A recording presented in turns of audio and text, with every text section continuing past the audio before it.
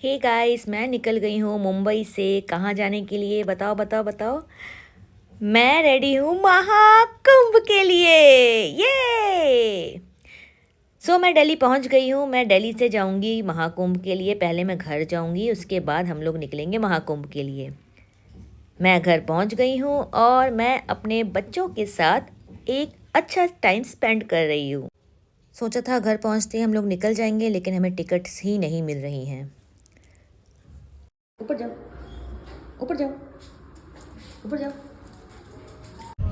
Hello everyone, welcome to my blog. तो आज हम लोग निकले हैं दिल्ली से प्रयागराज के लिए, महाकुंभ के लिए।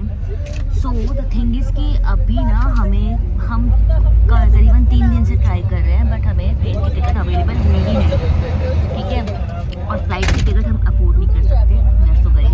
ओके, सो बहुत मुश्किल से हमें वोल्वो की टिकट मिली है।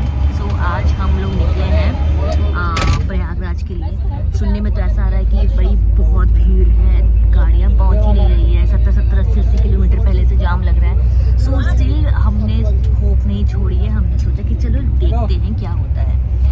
Let's see.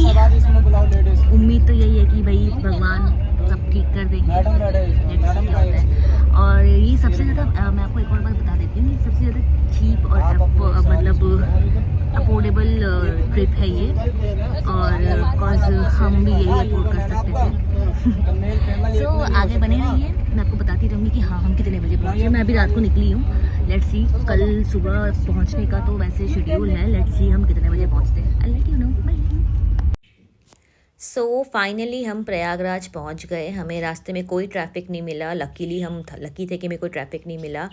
हम आराम से प्रयागराज पहुंच गए और टाइम पे पहुंच गए। तो हमें ऐसा लगता है कि हमारा आगे का सफ़र भी बहुत अच्छा होगा। ऑटो वाले भैया हमें बहुत ही अंदर अंदर के रास्तों से लेकर जा रहे थे, क्योंकि ट्रैफिक ओरिजिनली हर जगह बहुत ज़्यादा था। तो हमें जो हमारे टोटो वाले भैया, टोटो मीन्स अपना ई रिक्शा वाले भैया, गाँव के गलियारों से लेकर जा रहे थे। उसी दौरान हमें ये सुंदर सुंदर नज़ारे देखने को मिले।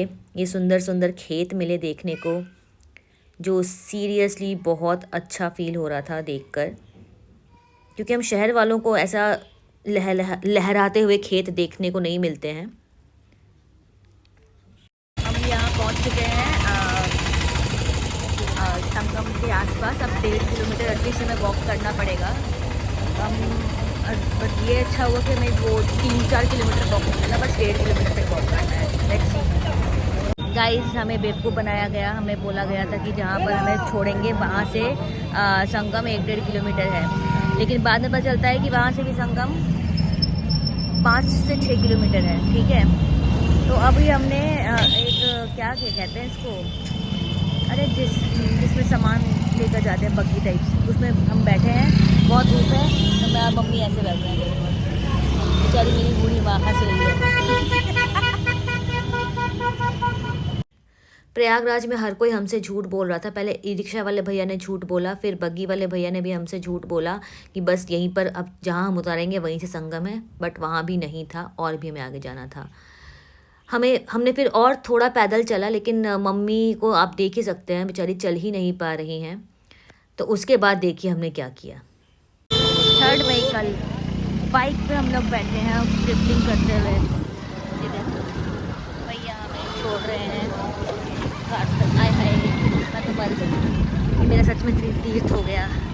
भगवान प्लस मुझे बचा लो, बहुत ज़्यादा ही मुश्किल हो रही है मुझे अब। इसके बाद हमें बाइक वाले भैया ने भी बेवकूफ़ बनाया। उन्होंने बोला कि जहाँ मैं छोड़ूंगा बस वहीं पर संगम है, लेकिन जहाँ उन्होंने छोड़ा उससे भी आगे काफ़ी दूर तक हमें चलना पड़ रहा था।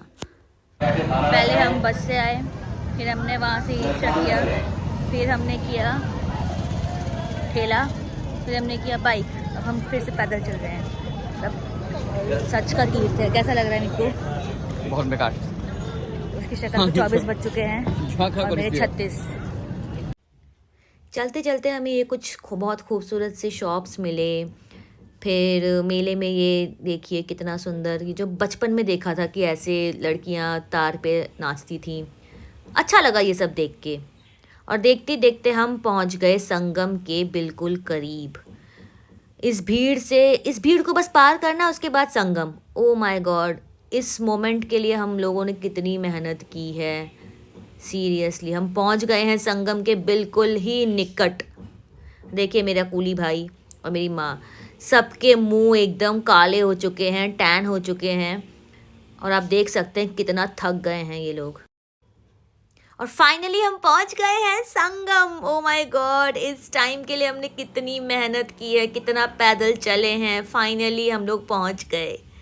और मम्मी को डुबकी लगाते हुए देखिए, मम्मी कितनी खुश हैं। मम्मी बिल्कुल टैन दिख रही हैं लेकिन फिर भी वो खुश हैं।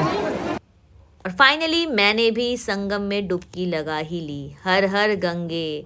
ओ माय गॉड, इस टाइम के लिए हमने कितनी मेहनत की, कितना पैदल चले हैं हम।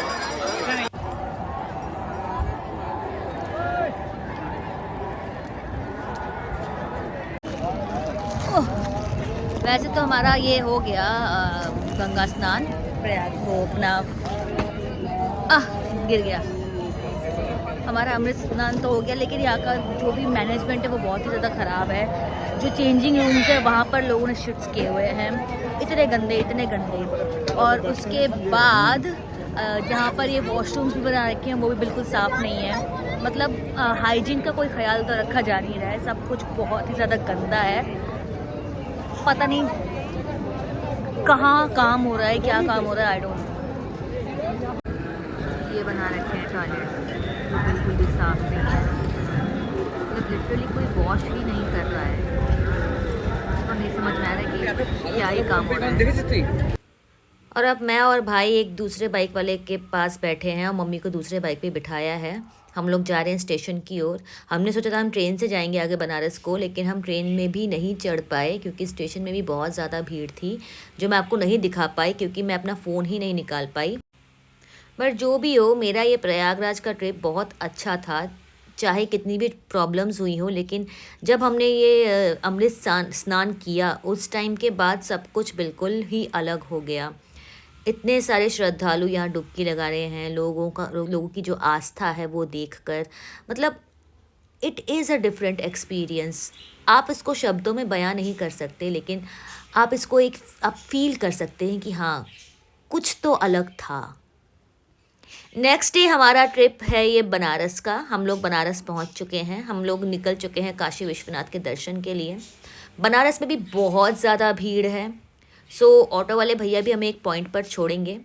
बट मैं बनारस का ट्रिप आप लोगों को नहीं दिखा सकी क्योंकि मैं रिकॉर्ड ही नहीं कर पाई, मैं अपना फ़ोन निकाल ही नहीं पाई।